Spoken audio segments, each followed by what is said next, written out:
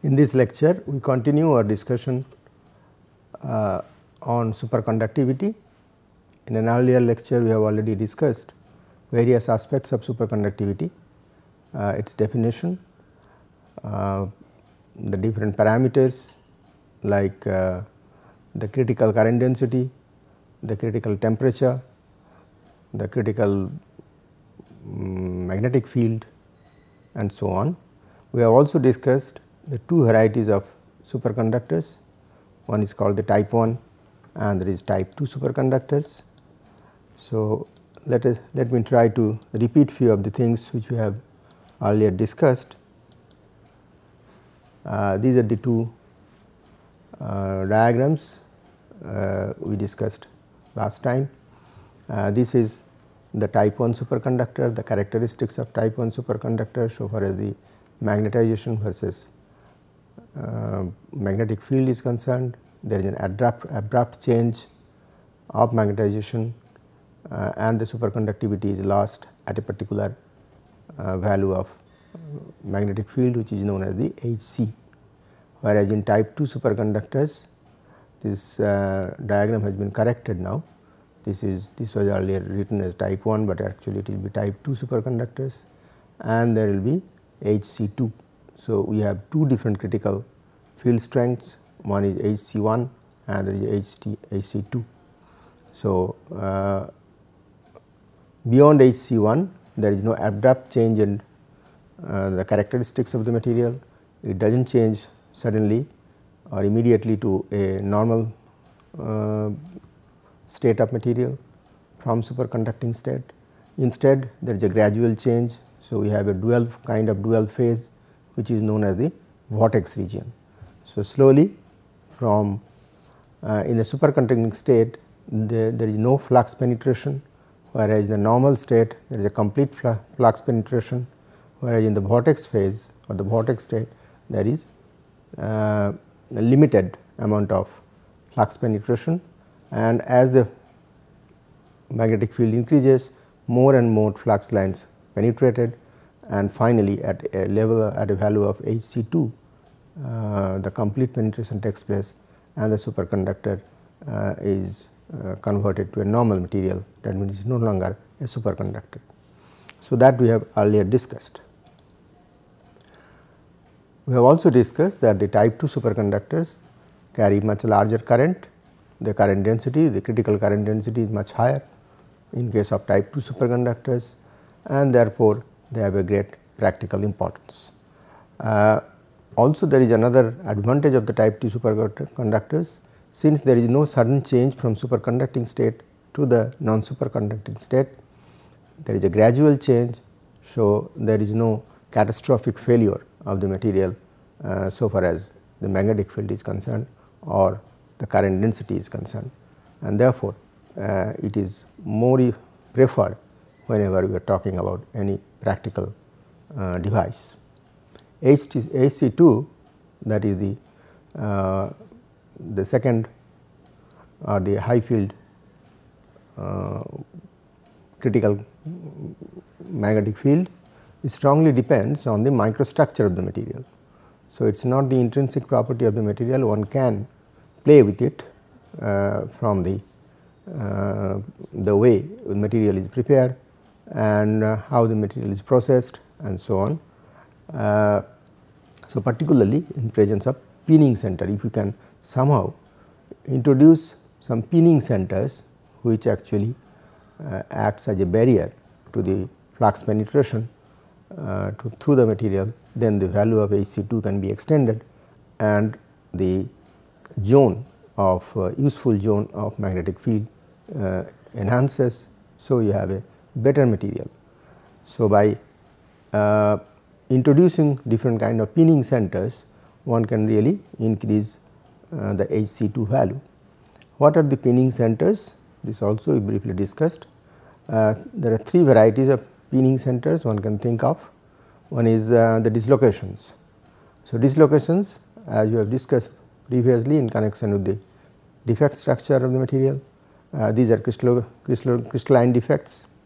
So, all crystalline materials are supposed to have some dislocations, and dislocations are basic defects which can control the plastic property mechanical deformation, plastic mechanical deformation of any material. Both elements or metals or intermetallics, they have a certain amount of elastic deformation beyond the elastic limit.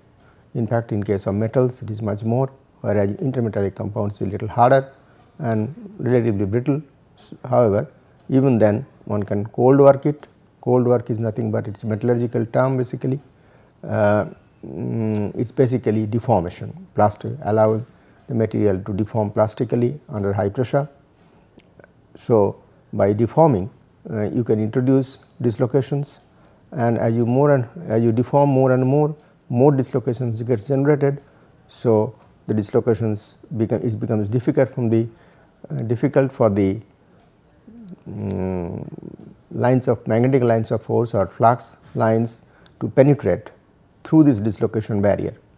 So, that acts as a pinning center. Then you have another kind of defects in the crystal, particularly in polycrystalline material. It may not be there in the single crystal, but in polycrystalline material it is certain invariably will be there. So, it is the junction between or the boundary between the two neighboring crystals, and that is a 2-dimensional boundary. So, these boundaries also act pinning centers. So, it becomes difficult for the flux lines to penetrate through the boundaries. Therefore, if you have more and more grain boundaries, the penetration is difficult. So, HC2 value can be extended further. In addition, if one has precipitates are minute precipitates within the, that means a second phase within the matrix of the primary phase. So, there are these precipitates some isolated particles, very fine particles, and depending on the particle density, depending on the interparticular spacing, once again one can obstruct the penetration of the flux lines. So, all these defects, all these irregularities in the crystalline material can act as pinning centers. So, in most cases it has been taken help of in practical applications or practical devices, whatever wants to make out of these superconducting materials. Both Jc and Hc, Jc is the critical current density above which again a superconducting material changes to a non-superconducting state, and that of course relates to the magnetic field. So, Jc is different for different magnetic fields. Similarly, Hc is different at different current densities. So, that Hc can increase with the presence of the above pinning centers. So, once again it is the processing which is very important so far as the properties are concerned. We take one example, one particular example of once again a low temperature superconductor. It is niobium 40% titanium alloy with a TC of 4.2 K. Now, magnetic field strength we have taken for this current density measurement is about 0.9 of Hc2. So, slightly lower, about 10% lower than the Hc2 value, that is the highest value up to which one can expect superconductivity. So, if it is a recrystallized material, recrystallized means once again a metallurgical term. Recrystallized means a material has been cold worked, that means given a lot of mechanical deformation, significant amount of plastic deformation has already taken place. So, plastic deformation means increasing the dislocation density.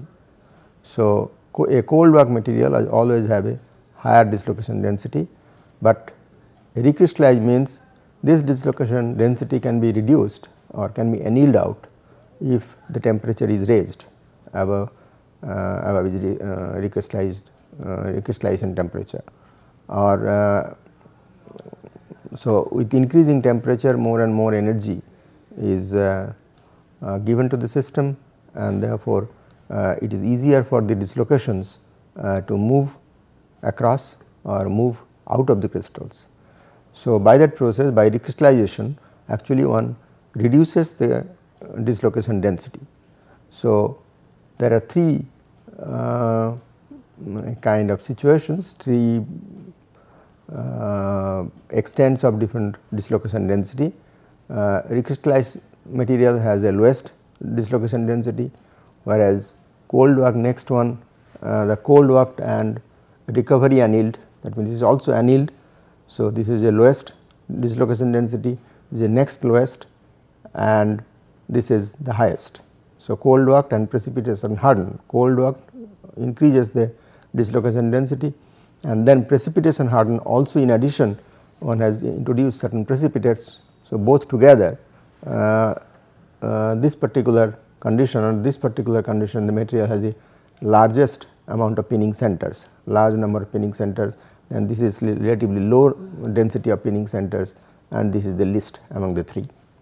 And accordingly, one can expect the highest current density is here, about 10 to the power 8 ampere per meter square, and then this is slightly lower, 1 order of magnitude lower, 10 to the power 7, and this is much lower, 10 to the power 5. So, just by changing the microstructure, increasing or decreasing the dislocation density, one can vary the current density almost by 3 orders of magnitude. This is quite interesting. Okay.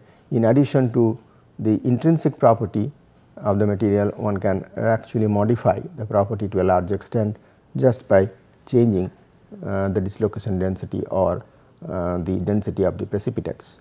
So, this is a very interesting observation, this is very interesting phenomena so far as the low temperature superconductors are concerned.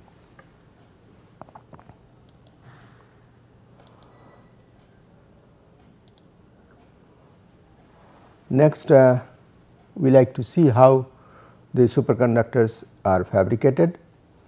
Normally, since it is basically a current carrying device, one like to have some materials of the superconductors in the form of wares. In case of metallic materials or intermetallic materials, so called low temperature superconductors, all metallurgical processes are used, whether it is melting, casting, then followed by rolling or wet drawing, and so on and so forth. So, all the metallurgical techniques are basically used, although there is a variation in the plasticity or the brittleness of the material. The elemental forms are much softer material, whereas the intermetallic compounds which we have discussed earlier are much brittle material or harder material, but even then one can use the conventional metallurgical techniques to do to make the wet drawing and so on. So, I am not discussing that to a large extent here. On the other hand, let me concentrate on the other fabrication technique, which is little bit different than the normal metallurgical fabrication techniques. This is for the ceramic superconductors, that is which are known to be brittle materials, and ceramic synthesis, ceramic not only synthesis, but also the fabrication techniques are quite different from the metallurgical techniques. Now, ceramic powders are synthesized by different techniques. There is normal powder synthesis techniques can be applied, because it basically starts with different kind of cations, and then you make get them oxidized. So, it can be a soft chemistry route, it can be powder synthesis techniques, solid state synthesis techniques, like if you are talking about yttrium, barium, copper oxide, you can take yttrium oxide, barium oxide and copper oxide, put them together, all of them are powders, mix them together and heat at high temperature, normally in a controlled atmospheric condition. So, that is the powder preparation technique. One can also use sol gel techniques, co-precipitation techniques and combustion techniques and so on to make the powders. So, these are basically available in the powder form, synthesized with right kind of composition, chemical composition, and of course, on the stoichiometry. Stoichiometry is very, very important in case of ceramic superconductors, because almost all of them have certain amount of oxygen deficiency, and that oxygen deficiency has to be controlled very accurately, so that you get the right kind of property. So, sintering under controlled condition with a right kind of oxygen partial pressure is very important. So, you can get different powders, but that is not the end of the story. The powders have to be fabricated in the form of wares. So, ceramic ware fabrication is almost impossible, it is not that easy. So, what the technique is used is called powder in tube technology, or in short the PIT. We take advantage of the flexibility or the plasticity of a particular metal. In this case, the silver. Silver is quite chemically quite compatible with most of the cuprate materials, and at the same time it has the right kind of softness as well as plasticity. So, instead of mixing silver and powders together, which may not have the right the desired property, instead of that, normally what one does is to take a silver tube, a closed end, one enclosed silver tube, and in that you fill the hollow part or inside of the tube is filled up with ceramic powders of the right composition and the right stoichiometry. So, that is compacted as much as possible, and then that silver tube or powder silver tube filled up with the powder is actually wire drawn. Either it can be wire drawn or it can be rolled. So, it can be rolled to make strips, and it can be wire drawn to make wares. So, both the possibilities exist, so that you have a layer of silver outside and the inside is filled up with the ceramic superconductors or ceramic powders. After the rolling or wire drawing, one has to do heat treatment, so that the powders inside get sintered and you have a continuity between the powders. So, with that kind of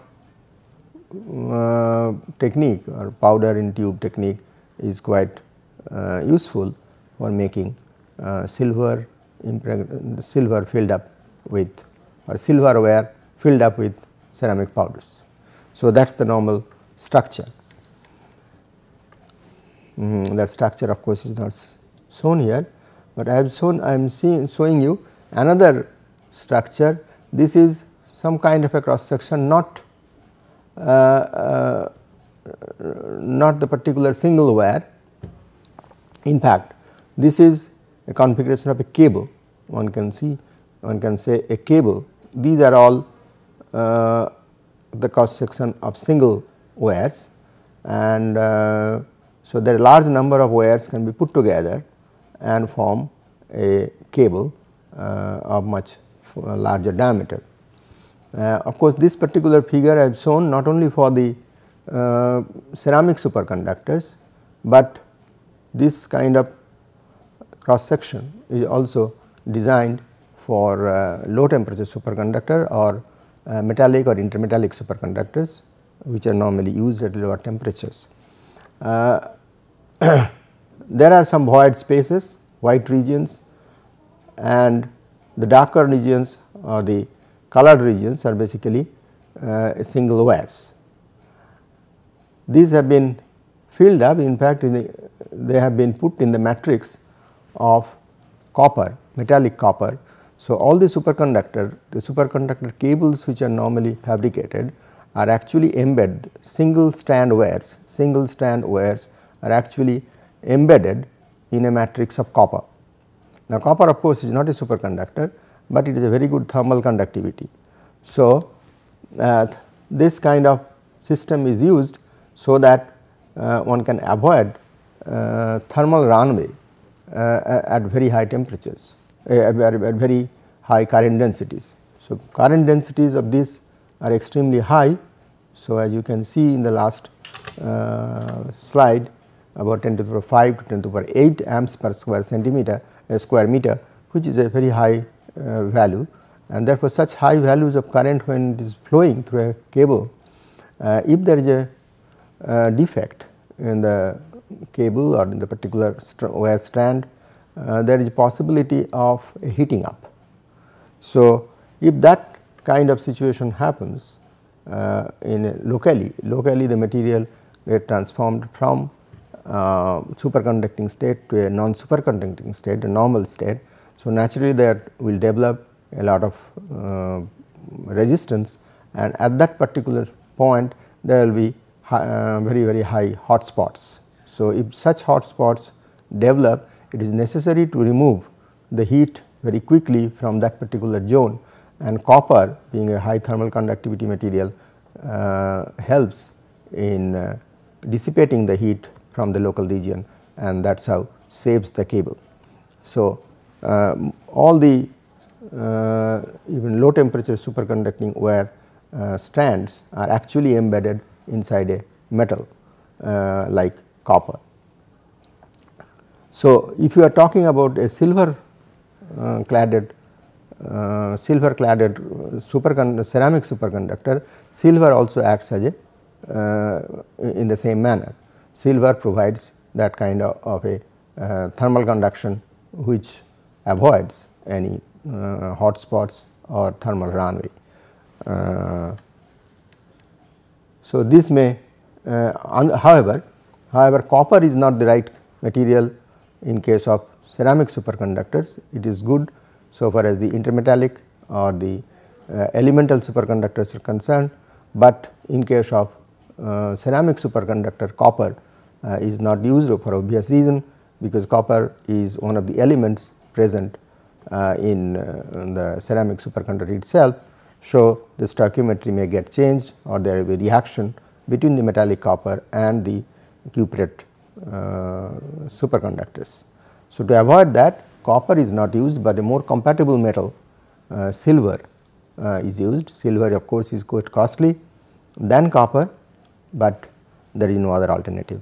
So, if that is one of the disadvantages one can say, but it is not very costly, it is affordable. In some depending on the application area, it is certainly affordable.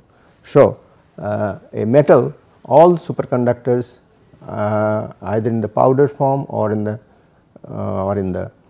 wire form, they are embedded in a metallic matrix to avoid local hotspot generation. So, that is why I have shown this particular picture of a typical cable, cross section of a cable, whether it is a low temperature superconductor or a high temperature superconductor.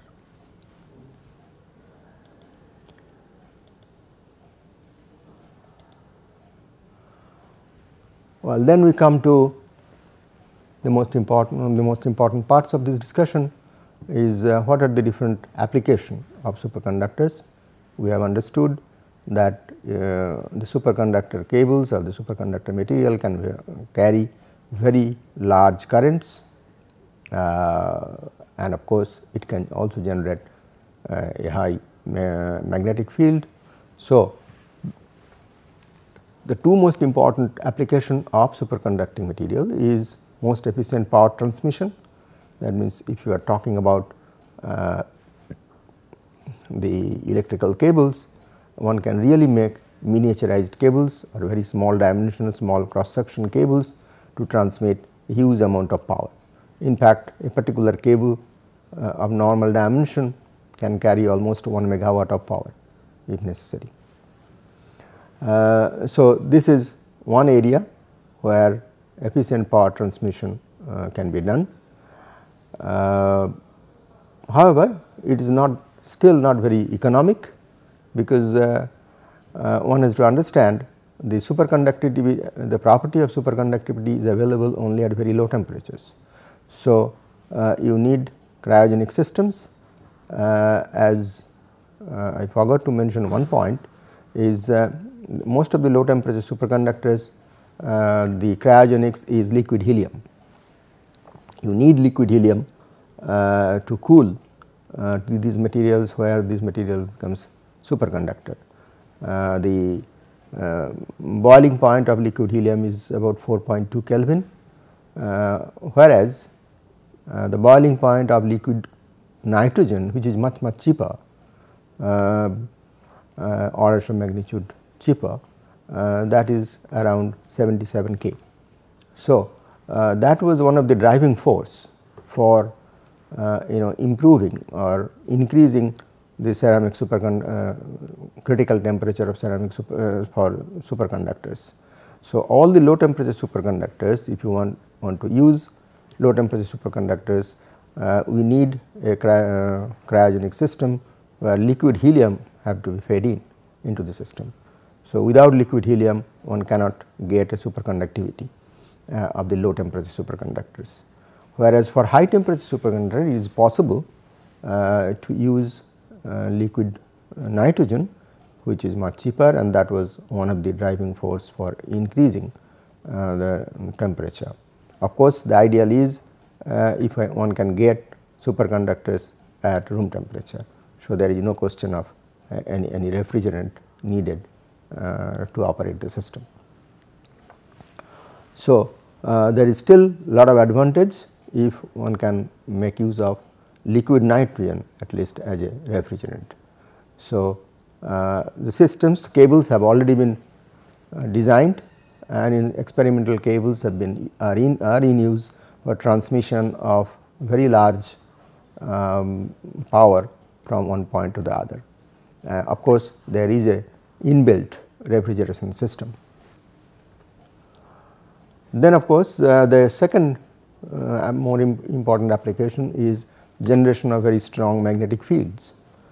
Well, we have electromagnets. Normally the magnets are prepared by coils, copper coils, and some magnetic materials. But there is a limitation how much magnetic field one can use.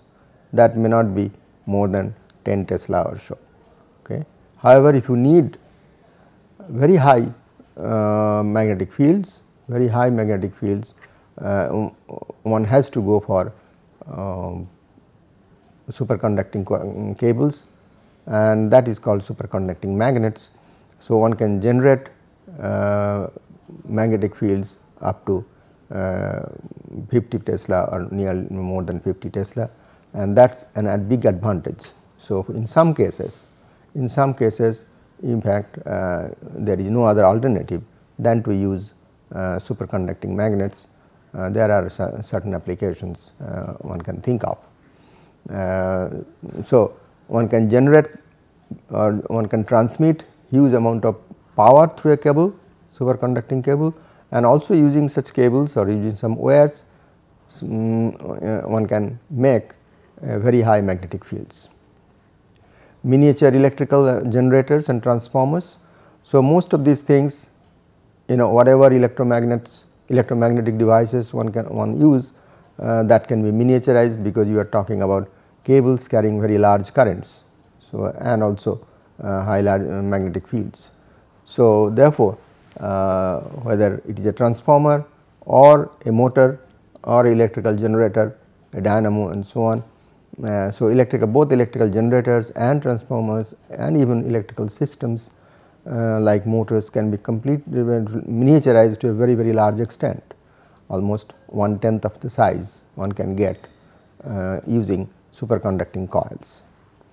But once again I must mention that the cost is certainly a deterrent, its cost is prohibitive in some cases, and therefore, the applications are to some extent limited. Magnetically levitated transport system.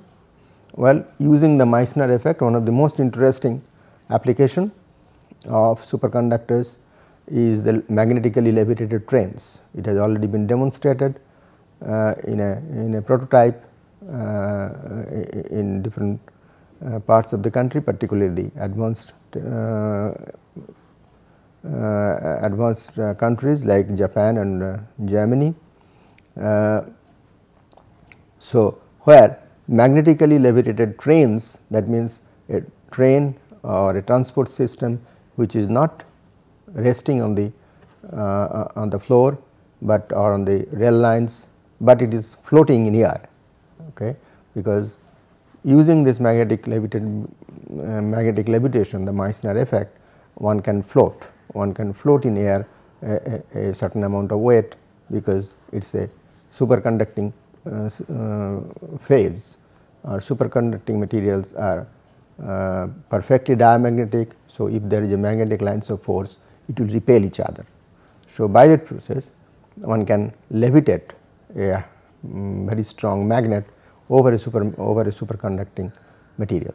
So, it will just float in air, and therefore, if one can design a transport system with just with little bit of gap between the rail lines, rails and the carriage, and it can move very at a very fast speed, one can reach a speed of 500 kilometers per hour very easily. So, but once again one can design such things, technically it is feasible, but the cost is certainly prohibitive. So, it is still not been commercialized, but demonstration has already been made. There are other effects or other devices which is based on what we call a Josephson junction. The high speed computation with the help of Josephson junction, a very fast switching times, which is a very fast switching time, can also be designed and applied. In fact, the research is still going on to take advantage of this very high switching speeds of the order of 10 picoseconds and so on. I will talk a little bit of Josephson junction in a few minutes, because in addition to the computer application, there are many other applications where one can use, and some of them are already in use. NMR, the nuclear magnetic resonance, nuclear fusion research. For nuclear fusion research is very well connected to the high field magnetic high magnetic fields. Very high magnetic fields are required for nuclear fusion research, where actually the plasma has to be contained within a container, and that is only possible by applying a magnetic field, very high order of magnetic field. So, whenever you have accelerators, nuclear accelerators and accelerators research, you need superconducting magnets of very high magnetic fields, and therefore, one actually uses superconducting magnets. Medical diagnostics is another area where basically NMR technique, nuclear magnetic resonance technique, has been used. It is not only that superconducting materials can be used to make very high magnetic fields, but also it is used to sense very feeble magnetic fields, extremely feeble, extremely weak magnetic fields, and without superconducting devices, such magnetic field or sensing of such magnetic fields is just not possible. So, in the area of medical diagnostic, it has been a very useful technique, and it is already in use. This is an area where in spite of its prohibitive cost, because it is high, it is because of almost essentiality, or no, there is as such there is no other alternative. So, one has the practical application or the commercial application of in the area of magnetic diagnostics. Some of them I will go little bit details. Let us see what next. Yeah, Josephson junction. This is a superconductor junction. I have mentioned that Josephson junction is useful for some of the as a sensor. So, it was discovered by Brian Josephson, and basically it is just like a PN junction or a semiconductor junction. You have two superconductors separated by a small insulating layer. Okay. These kind of junctions are very common in semiconductor physics and semiconductor devices. So, here also like SIS devices, semiconductor insulator semiconductor devices, here it is also SIS super, but S stands for here is superconductors. So, there are two different superconductors separated by a insulating layer, and the charge or the charge carrier can go through this insulating layer through by a so called tunneling process, right. So, that is what is called the Josephson junction. It has many different electronic or very sensitive characteristics, but we will not discuss most of them, except that a junction is to give you little more details of that. The junction is formed by placing a thin insulating layer between two superconductors that I have already mentioned, and well, Cooper pairs I have not introduced so far. When you discuss briefly about the theory, what are the charge species which actually carries the current in this case, and why they do not have any resistance in their path, will come in a minute, how exactly they behave or what is the basic physics behind the transport phenomena here. The Cooper pairs, these are actually known, these are actually the charge carriers in any superconductor. So, these Cooper pairs moves through a insulating barrier layer by a quantum tunneling effect, that is what I was mentioning. So, just like any other tunneling effect superconductors, here also you have a tunneling effect, particularly when there is an insulating layer. Of course, this insulating layer, there is a limit to the thickness, they are primarily in the level of angstroms, and these are all in the thin film form, not in the bulk condition. So, this whole junction is actually just like microelectronics, we have a thin film technology which can be used for making these kind of junctions. Based on this Josephson junction, there is a very important device which has been made and used in practice, that is called SQUIDS, superconducting quantum interference device. Well, from the construction point of view, the design point of view, it is nothing but a double Josephson junction like this. There is forming a ring. These are insulators here. This is one insulating point. This is a Josephson junction, one Josephson junction, and another Josephson junction here.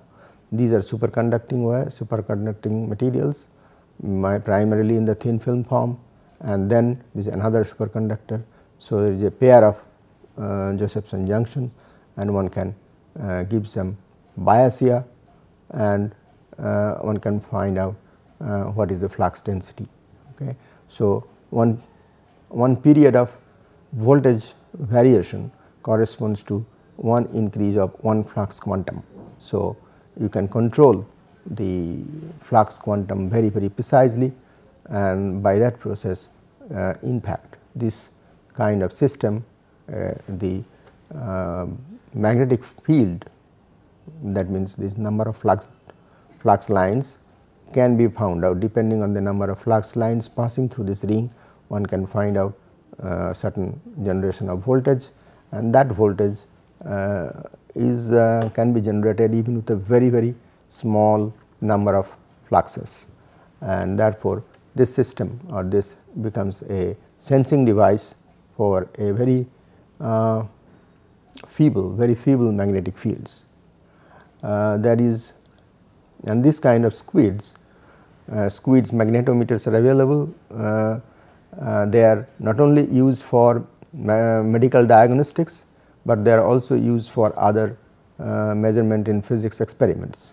So, squid magnetometers are also available for measuring the magnetic characteristics of different materials with very high sensitivity.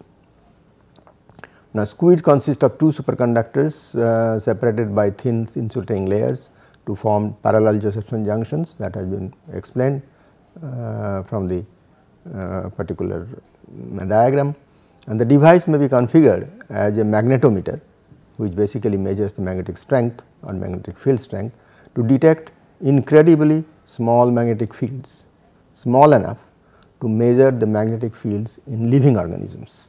Well, in our various organs, we have some magnetic fields, particularly heart and brain, and they have some inbuilt magnetic fields. So, that kind of magnetic field is like this.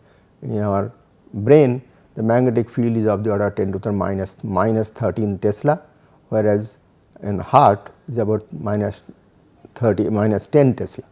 Now, this kind of feeble magnetic field cannot be measured or sensed other than this kind of squids, okay, based on superconducting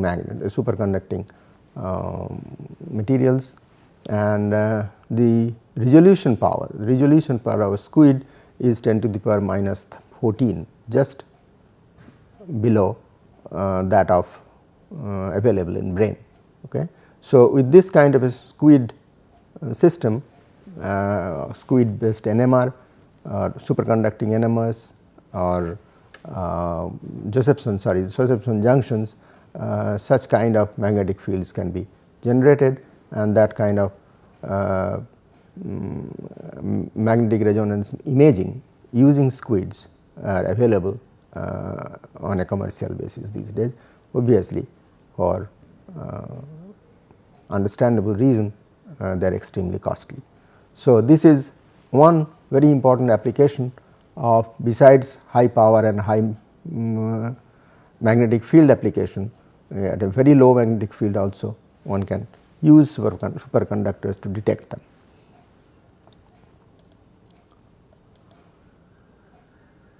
Well, with this we have already discussed different kind of parameters, different experimental parameters which are used for to characterize superconductors, some of the application areas, and some of the very exotic applications like squids, and some of the very important applications like your magnetically levitated transport systems, some of which has not been commercialized, but the technical possibility exists, and whenever we have a room temperature superconductor, maybe some of these things will see the light of the light of the day. Okay.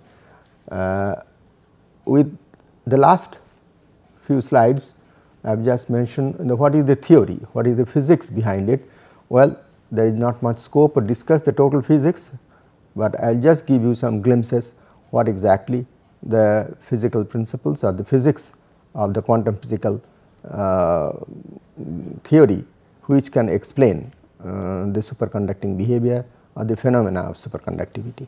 So, start with this is called the BCS theory, the Barden-Cooper-Schrieffer theory, more well known as BCS theory. It basically says formation of Cooper pair. Earlier I mentioned about this particular term, the formation of Cooper pair due to electron phonon interaction. So, basically it relates to the free electron and the phonon interaction, which leads to a pair formation, which is a very unusual situation, but at very low temperatures such things can happen. A pair forms, a Cooper pair, what you call the Cooper pairs, 2 electrons comes closer and they are not separated. So, when the charge carrier is not a single electron, but a pair of electrons, and that is usually termed as Cooper pairs. So, the pair moves through the lattice without getting scattered by the lattice vibration. Normally, we have seen in any metallic material, the electrons, the resistance comes from the scattering of the electrons from the atomic vibrations or the phonons, lattice vibrations. But after the formation of a pair, Cooper pair, they do not get scattered. So, that is a very simplified form of how to explain the superconductivity under very low temperature conditions. The force of attraction between the electrons in Cooper pair is stronger than the repulsive force, which is obvious between the electrons. Only when this happens, this is strongly temperature dependent, this phenomena is strongly temperature dependent, and only below Tc such things can happen. The electrons, a pair of electrons, instead of having a repulsive interaction, they have a attractive interaction, and that is a special case of the electron phonon interaction, and that is a very simplified form of BCS theory.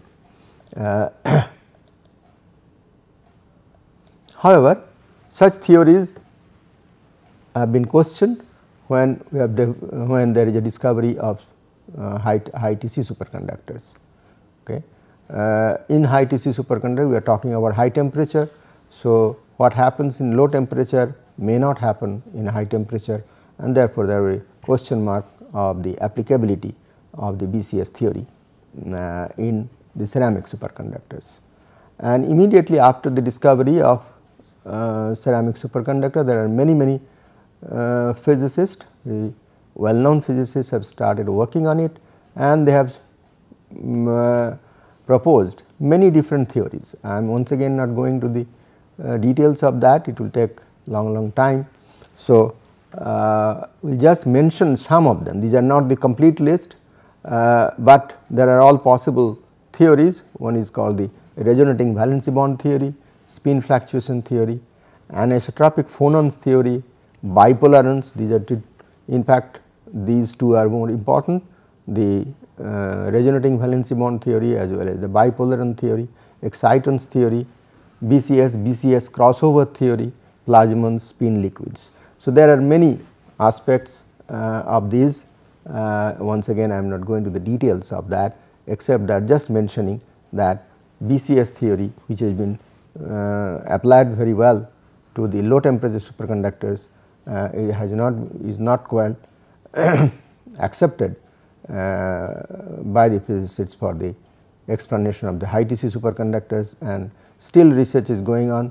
Many propositions and hypotheses are being put forward, and I am sure in future some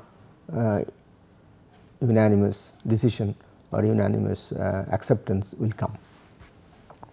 That is all so far as the theory is concerned. I will not go to the details of that.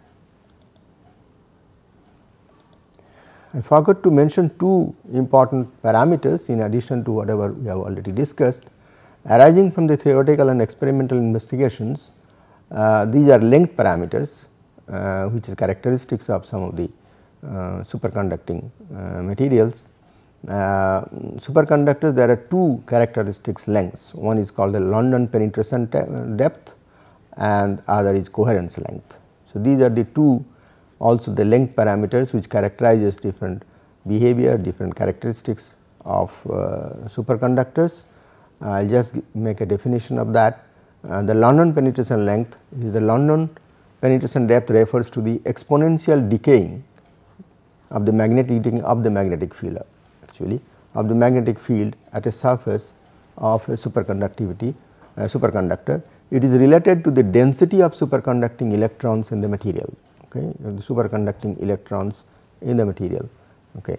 Of course, one has to remember that in a superconductor, low Tc superconductor, it is primarily the electrons, the free electrons or the pair of such electrons actually charge carrying species, but in high Tc superconductors there are not free electrons, there are more localized electrons. So, we talk about polarons or excitons and so on. So, that has been already discussed earlier. It is the penetration depth. So, how long particularly when we are talking about the fluxes are repelled by the superconducting material, but the fluxes we can penetrate to some extent, it is up in the surface. So, not exactly like a mirror plane that it gets reflected, but it gets penetrated to some extent and then comes back. So, that is one of the characteristic length of what we call the penetration length. And another is also important to study the characteristics. This is called coherence length. So, it is related to the Fermi velocity for the material and the energy gap associated with the condensation to the superconducting state. So, it has to do with the fact that the superconducting electron density cannot change quickly, because if there is a superconductor and non-superconducting state, that is normal state coexisting together. So, suddenly there will be a boundary. So, there is a boundary and that boundary has a finite length. So, between the superconducting and the non-superconducting zone there is a finite length, and that is the characteristics of the coherence lengths. So, that is what has been mentioned there, that the minimum length over which a given change can be made lest it destroy the superconducting state. For example, a transition from a superconducting state to a normal state will have a transition layer of finite thickness, which is related to the coherence length. So, this is to some extent related to the domain boundary, thickness of the domain boundary either in ferroelectrics or ferromagnetic material. So, there is no sudden change because it needs certain amount of thickness within which a gradual change takes place from a superconducting state to a normal state. So, that is what we call the coherence lengths. Now, these length parameters are important from the point of view how to design the material, how to enhance the properties, how to particularly by when you are talking about a granular superconductor, how to increase the Hc2 value. We have talked about pinning centers by dislocations, grain boundaries, precipitates, but it can also, the nature of the grain boundary is also important to enhance these properties. So, coherence length, idea of coherence length is important to understand and design or modify the properties of the superconductors. So, with this more or less we have come to the end of the discussion. Lastly, I will give you this is the penetration depth and this is the coherent length of few superconductors like tin, aluminum, lead, cadmium, niobium and so on. These are the length scales, the coherence lengths and in the nanometers, and these are the penetration. So, a material like aluminum, the depth of penetration is much larger compared to this kind of which is not a superconductor, but for the superconductors is much smaller. Okay. So, niobium, lead and tin they are actually much smaller penetration depth, whereas aluminum and cadmium the penetration depth is much larger. So, for any superconductors this applies, the penetration depth is much smaller, whereas for the coherence length here is like this. Okay. Lastly, the last slide I believe, sorry, this the title came later. I will just try to mention that there are large number of Nobel Prizes has been awarded in this area, and started from Kamerlingh Onnes and as late as 2003. So, almost 90 years, over the 90 years several Nobel Prizes have been awarded on the superconducting area, the physics of superconductors. Still many things need to be understood, and I hope many more Nobel Prizes may have to be awarded because the subject is still unknown to a large extent, and much more complex physics is there than we have understood so far. However, the material is very important and it is very unique material. It is on the extreme end in the conductivity scale, and therefore, it is of tremendous technological importance, and possibly one day it will be cheaper and more commercial applications will come back. Well, with this let me complete the discussion on superconductivity, and thank you for your attention.